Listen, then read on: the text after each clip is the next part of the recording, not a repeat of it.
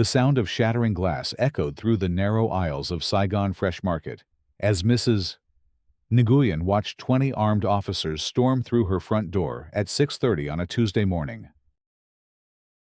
Steam rose from the faux broth she had been preparing since 4 a.m., mingling with the acrid smell of fear that suddenly filled the cramped grocery store where 3 generations of her family had built their American dream. Everybody on the ground. Now. The lead officer's voice cut through the morning calm like a blade through silk. Mrs. Nguyen's weathered hands trembled as she raised them above her head, her wedding ring catching the harsh LED lights that the officers had mounted on their tactical gear. Behind her, she could hear her daughter-in-law Lynn crying softly in Vietnamese, trying to shield 4-year-old Kevin behind a display of imported rice bags. Just 12 hours earlier, Mrs. Nguyen had been arranging fresh vegetables in the same spot where officers now pointed their weapons. The morning routine had been sacred in her family for 15 years. Wake at 3:30. Brew the first pot of coffee. Start the faux broth. Arrange the produce. Open at 6. Serve the neighborhood workers, the college students, the elderly Vietnamese immigrants who came not just for groceries, but for a piece of home. The call to 911 had come from Karen Whitmore at 5:47 a.m., her voice sharp with manufactured urgency as she spoke to the dispatcher from her white BMW parked across the street. "They're cooking methamphetamines in there," she declared, pronouncing each syllable with theatrical precision. "I can smell the chemicals from my car. These people have been running some kind of operation for months."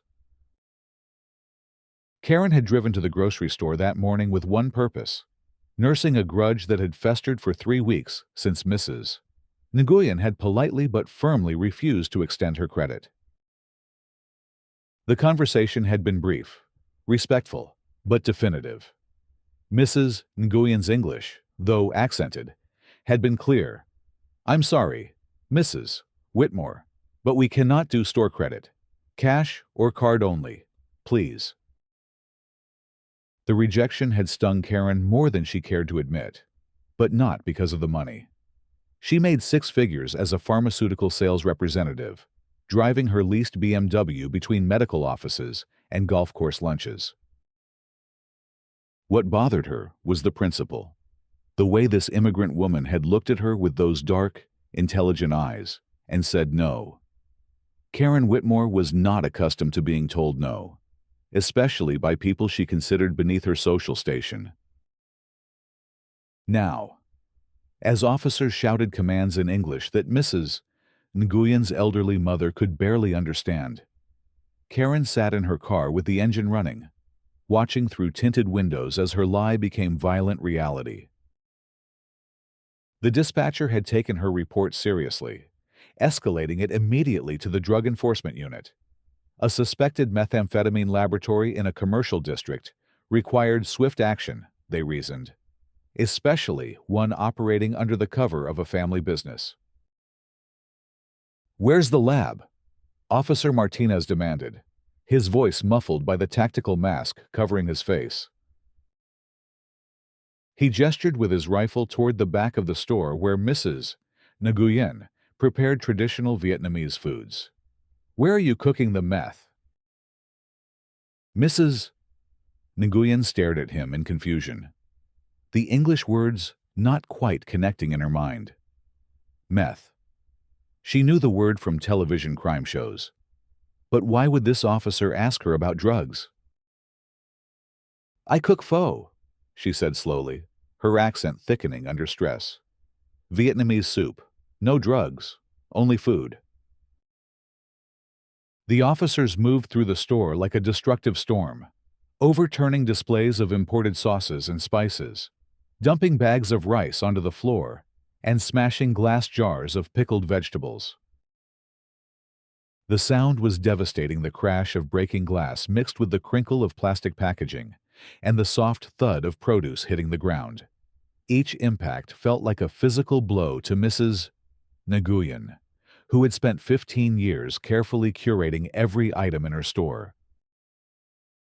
In the back kitchen, officers found exactly what Mrs. Nguyen had told them they would find: industrial cooking equipment, bags of rice noodles, and 20 gallons of simmering beef bone broth.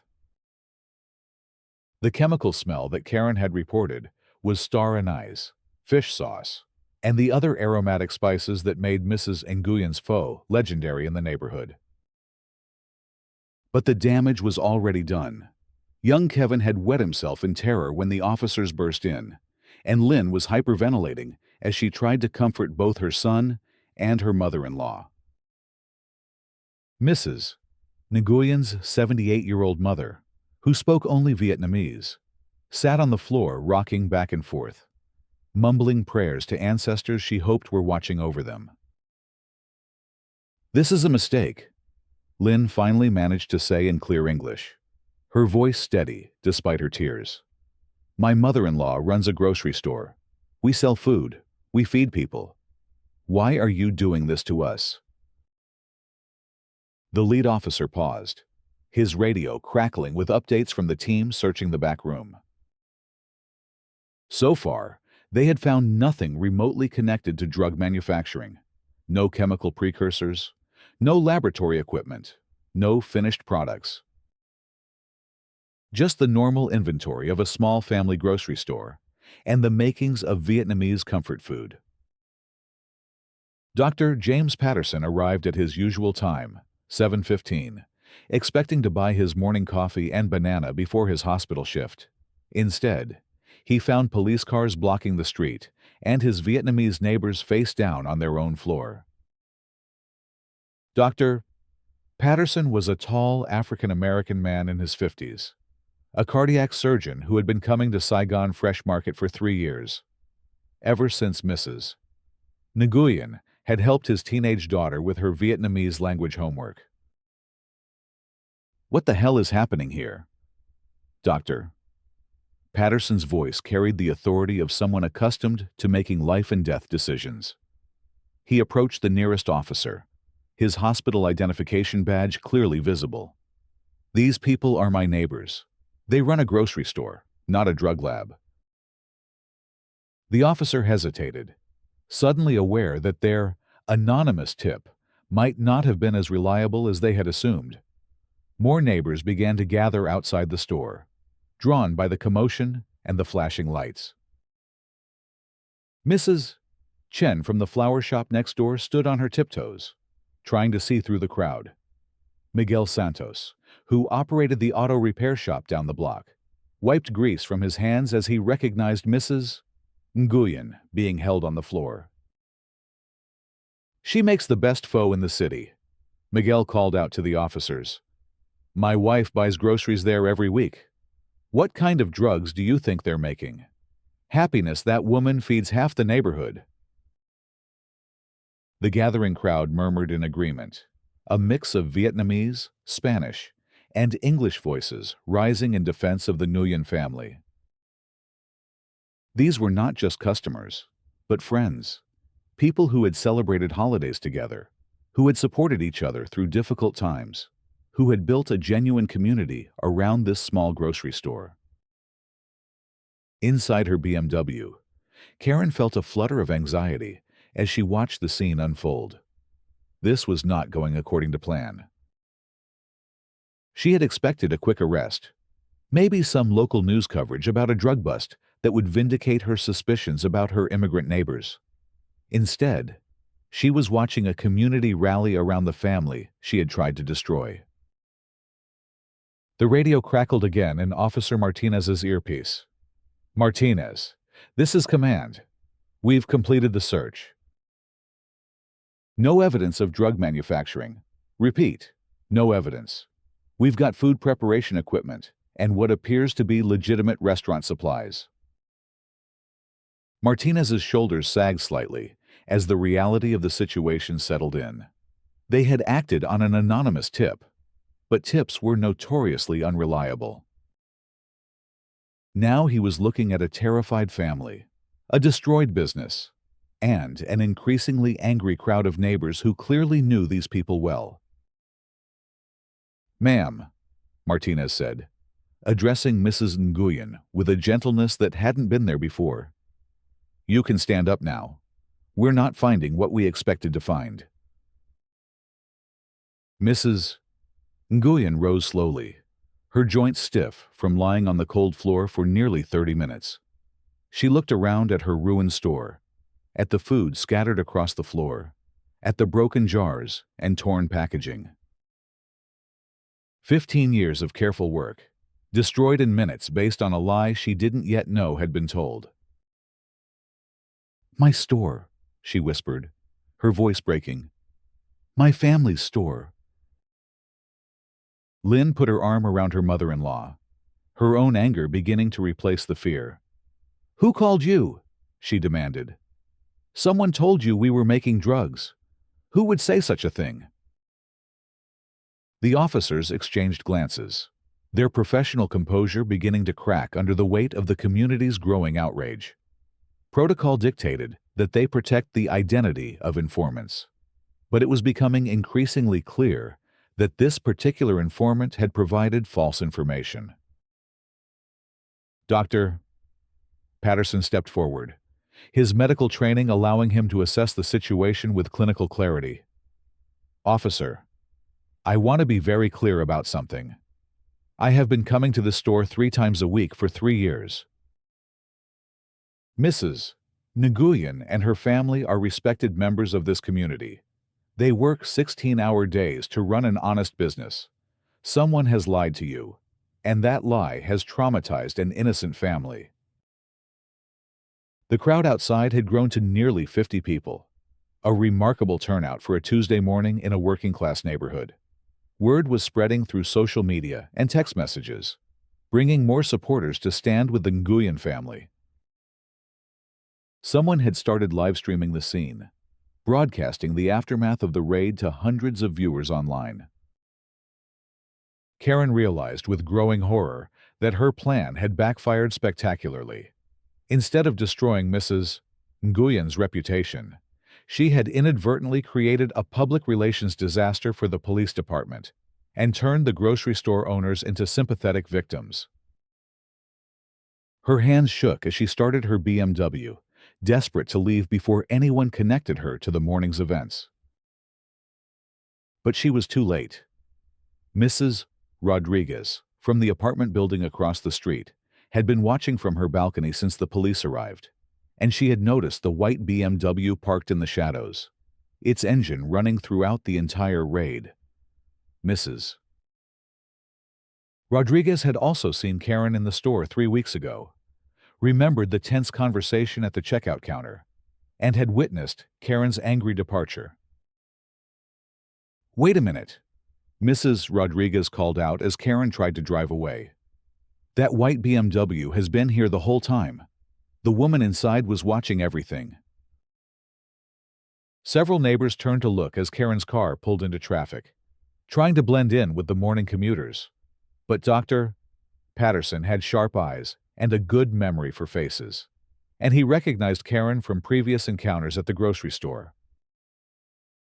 "I know her," Dr. Patterson said quietly to Officer Martinez. "She's been in arguments with Mrs. Nguyen before. Something about credit, I think." The pieces began falling into place with sickening clarity. Martinez had been a police officer for 12 years, long enough to recognize the signs of a false report filed out of personal spite. He had seen it before: angry customers, rejected lovers, feuding neighbors, people who weaponized the police department to settle personal scores. Meanwhile, inside the ruined grocery store, Mrs. Nguyen began the heartbreaking process of assessing the damage. The fresh produce would have to be thrown away, contaminated by being scattered on the floor. The glass jars of imported sauces and pickled vegetables were destroyed, representing hundreds of dollars in inventory that couldn't be replaced immediately. The rice bags had been slashed open, spilling their contents across the aisles. But the worst damage was less tangible and more profound. Kevin refused to let go of his mother's hand. his 4-year-old mind struggling to process why armed men had invaded his grandmother's store. Mrs. Nguyen's elderly mother sat in the corner, still trembling, her faith in American safety permanently shaken. The neighbors didn't wait for official apologies or insurance claims. Miguel Santos propped open his shop and brought a generator and industrial fans to help dry out the store. Mrs. Chen arrived with her teenage sons, armed with brooms and dustpans and determination. Dr.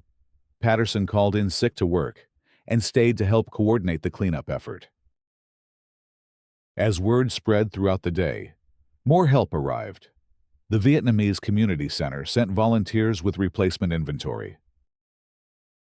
The local mosque contributed bottled water and lunch for the workers. Even the local news station arrived, drawn by the social media coverage and the community's remarkable response to the morning's injustice.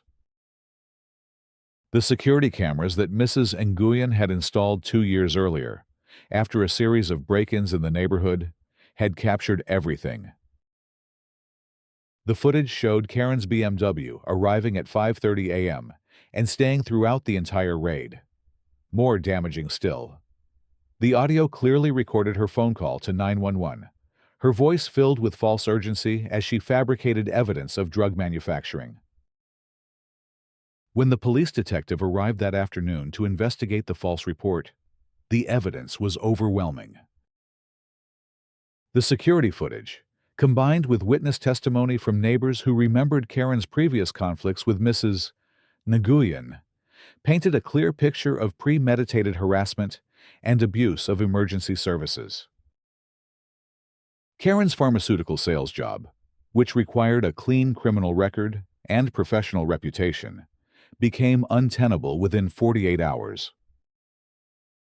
Her company, already sensitive to public relations issues in the healthcare industry, couldn't afford to employ someone who had filed false police reports targeting minority business owners. The termination letter cited conduct incompatible with company values and professional standards. The civil lawsuit filed by the Nguyen family's attorney was comprehensive and damaging.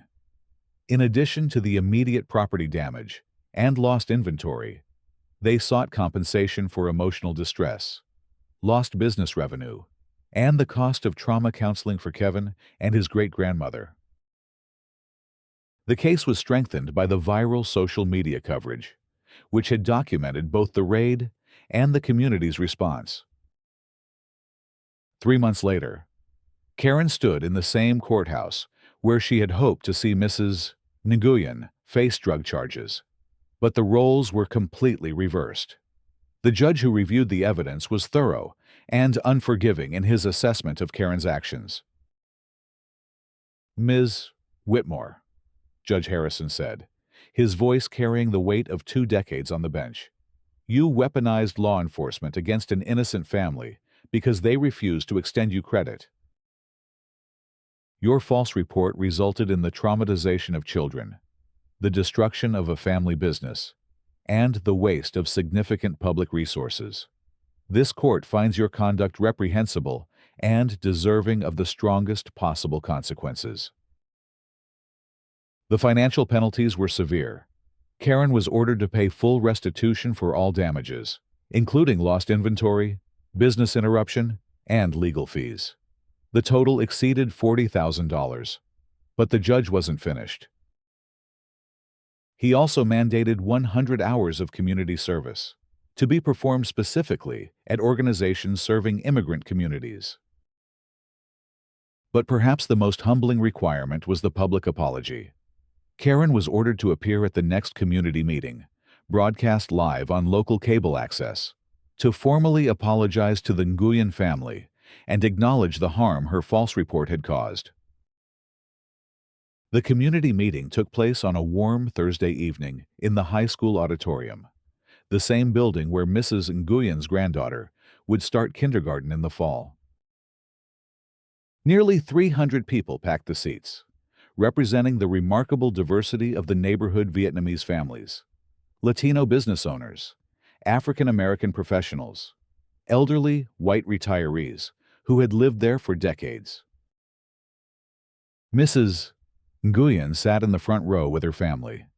Kevin, now confident enough to color in his notebook without constantly looking over his shoulder for armed officers. The grocery store had reopened 6 weeks after the raid, stronger than ever, thanks to the community support and the national attention that had brought customers from across the city. When Karen walked to the podium, the auditorium fell silent. She looked smaller than she had in her BMW that morning, diminished by the consequences of her actions and the weight of public scrutiny. Her prepared statement was brief but comprehensive, acknowledging both the specific harm she had caused and the broader implications of her actions.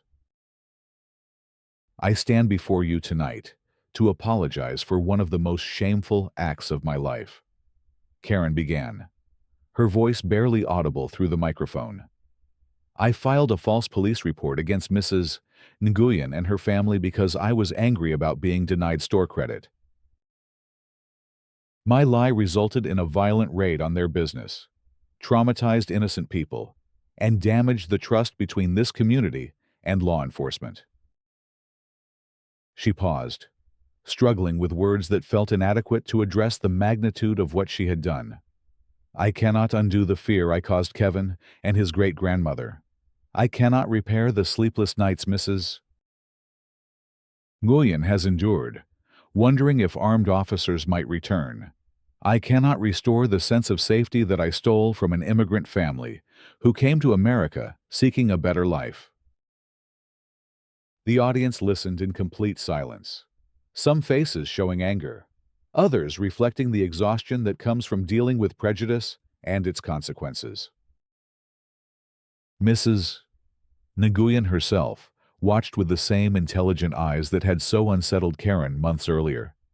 But now, they held something Karen had never bothered to see before: dignity, strength, and the wisdom that comes from surviving hardship with grace. I have lost my job, my reputation, and my standing in this community, Karen continued. These consequences are appropriate and deserved. But I hope that my mistakes can serve a purpose beyond punishment. I hope they can remind others that our words have power, that our prejudices have consequences, and that we have a responsibility to see each other as human beings worthy of respect. When Karen finished speaking, the auditorium remained quiet for several long seconds. Then, Mrs. Nguyen rose slowly from her seat and walked to the microphone. At 63, she moved with the careful grace of someone who had worked with her hands her entire life, who had built something beautiful from nothing, and who had watched it nearly destroyed by hatred. 40 years ago, I came to America with my husband and 2 suitcases, Mrs. Nguyen said, her accent present, but her English clear and strong.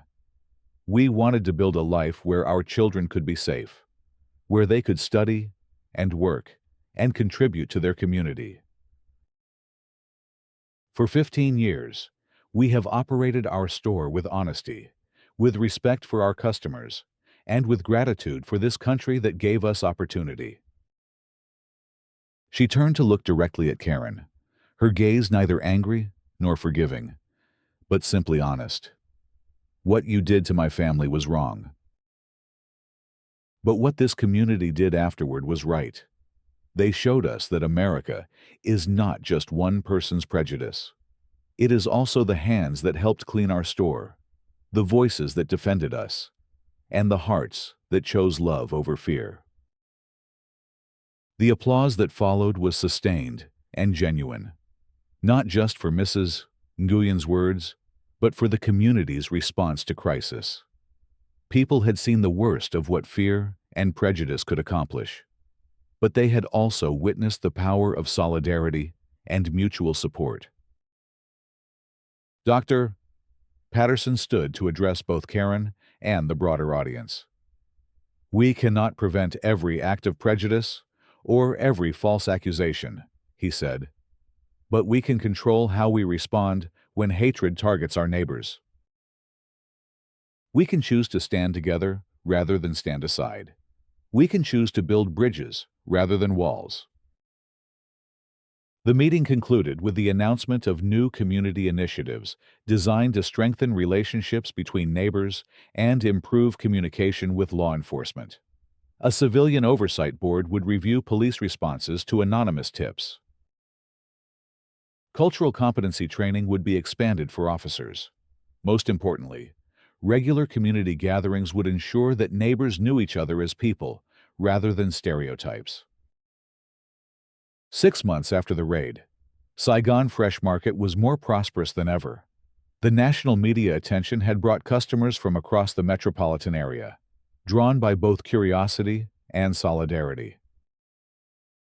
Mrs. Nguyen had expanded her prepared food offerings, and her pho had earned recognition in the city's major newspaper food section. Kevin had started kindergarten at the neighborhood elementary school, where his teacher made a point of discussing different cultures and the importance of treating everyone with respect. His great-grandmother, though still cautious around uniformed officers, had returned to her morning routine of arranging vegetables and greeting customers in her mixture of Vietnamese and carefully practiced English phrases. Karen's community service had connected her with refugee resettlement organizations, where she witnessed firsthand the challenges faced by immigrant families trying to build new lives in America. The experience was humbling and educational, forcing her to confront the prejudices that had led to her catastrophic decision that Tuesday morning. The false police report charges on Karen's criminal record would follow her for years, affecting future employment opportunities and serving as a permanent reminder of the morning when her prejudice had nearly destroyed an innocent family. But perhaps more importantly, her very public downfall had sent a message to others who might be tempted to weaponize law enforcement against their neighbors. Actions have consequences. Communities have long memories, and justice, though sometimes delayed, is persistent. On the one-year anniversary of the raid, the neighborhood held its first annual Community Unity Day in the parking lot of Saigon Fresh Market. Food trucks representing the area's diversity lined the street, while children played games and adults shared stories over plates of Vietnamese spring rolls, Mexican tacos, and soul food prepared by local restaurants. Mrs. Nguyen moved through the crowd with quiet satisfaction, watching her granddaughter teach other children Vietnamese words, while her son discussed business expansion plans with Dr. Patterson and Miguel Santos. The grocery store that had nearly been destroyed by one woman's hatred had instead become the catalyst for a stronger, more connected community. The police department had implemented new protocols for handling anonymous tips, requiring additional verification before conducting raids based solely on phone reports. Officer Martinez, who had led the initial raid, had requested transfer to the Community Policing Division, where he worked to rebuild trust between law enforcement and the neighborhoods they served. As the sun set over the Unity Festival, casting golden light across the diverse faces gathered in celebration, Mrs. Nguyen reflected on the journey from that terrible Tuesday morning to this moment of community joy. Karen's attempt to destroy her family had instead revealed the fundamental decency and solidarity that existed among neighbors who chose to see each other's humanity rather than their differences. The grocery store's neon sign flickered to life as evening approached, advertising fresh produce and homemade phi cho in both English and Vietnamese. But it represented something more significant, now proof that small businesses built with integrity and supported by community solidarity could survive even the most vicious attacks from prejudice and fear. In the end, Karen's false accusation had failed completely in its intended purpose. Instead of destroying Mrs. Nguyen's reputation and business, It had elevated both to new heights. Instead of dividing the community along ethnic lines, it had united neighbors across cultural boundaries. Instead of validating prejudice, it had demonstrated the power of truth, justice, and collective action to overcome hatred. The story became a local legend, passed down through families and shared with newcomers to the neighborhood as both a cautionary tale and an inspiration. It reminded everyone that communities are fragile things, easily damaged by fear and suspicion, but capable of remarkable resilience when people choose to stand together against injustice. And in Saigon Fresh Market, where the smell of star anise and lemongrass still fills the morning air, Mrs. Nguyen continues to serve her neighbors with the same dignity and grace that had so unsettled Karen Whitmore on that distant morning when prejudice briefly triumphed over decency, before truth and community solidarity restored justice to a small corner of the American dream.